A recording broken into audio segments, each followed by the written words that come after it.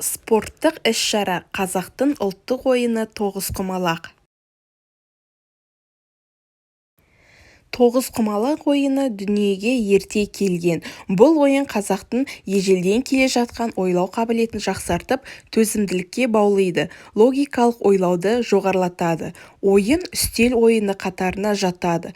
Бұл ойын біздің елде ғана емес, Қырғызстан, Өзбекстан, Түркменстанда таралған. Өткен ғасырдың бір ағылшын ғалымы бүкіл халықтың үстел ойындарымен таныса келе бұл ойын туралы былай деген екен.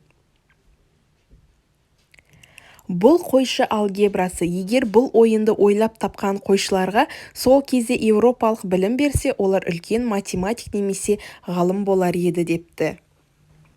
Тақтамен таныстырып өтсек, тоғызқұмалақ ойыны арнайы тақтада екі адам арасында ойналады. Ойын тақтасы 2 қазан, 18 отау, 162 құмалақтан тұрады. Ойын барысында әр ойыншы бір қазан, 9 отауға 9-9-дан салынған 81 құмалақ тиесілі. Алғашқы жүріс жасаған ойыншыны бастаушы, қарымта жүріс жасаған ойыншы қостаушы деп атайды. Кейде бастаушы үшін ақ жағы, қостаушы үшін қара жағы деген тіркестерді де қолданамыз. Тоғызқұмалақ ойынының жарысының мақсаттары мен міндеттері жазылады. Жарысқа қатысатын сыныптар, өтетін орны мен уақытты, жарыстың бағдарламасы мен қатысу тәртібі және марапаттау. Яғни қатысатын оқушылар өздері өтініш білдіреді. Мысалы, аты жөнін, туған жылын, тақтасын, сыныбын және дәрігердің қолы болу қажет.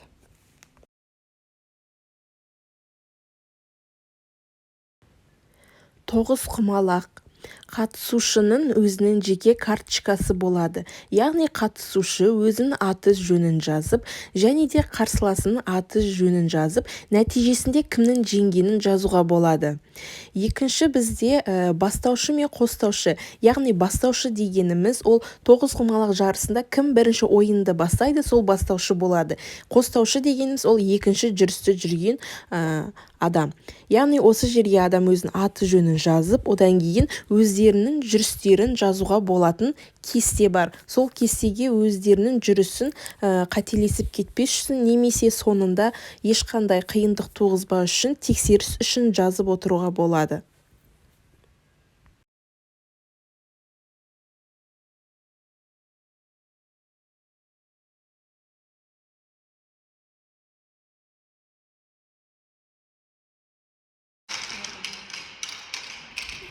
Жарыс 5-ші сыныптың арасында өткізілді.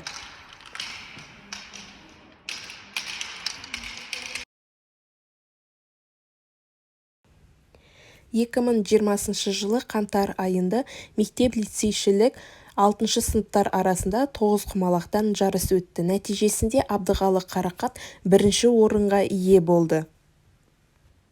Ұстаз ретінде оқушыларды шығармашылыққа, салауатты өмірге, ұлттық ойындар арқылы ұлтжандылыққа тәрбиелей отырып, оқушыларымның жеткен жетістіктері. Тойынбек Ерсейітті еске алуға арналған тоғызқұмалақтан өткен ғұмыры қысқа ғибраты мол Ерсейіт атты облыстық ашық біріншілікте 3-ші турға дейін өтіп, қаржымен марапатталды. Назарларыңызға рахмет.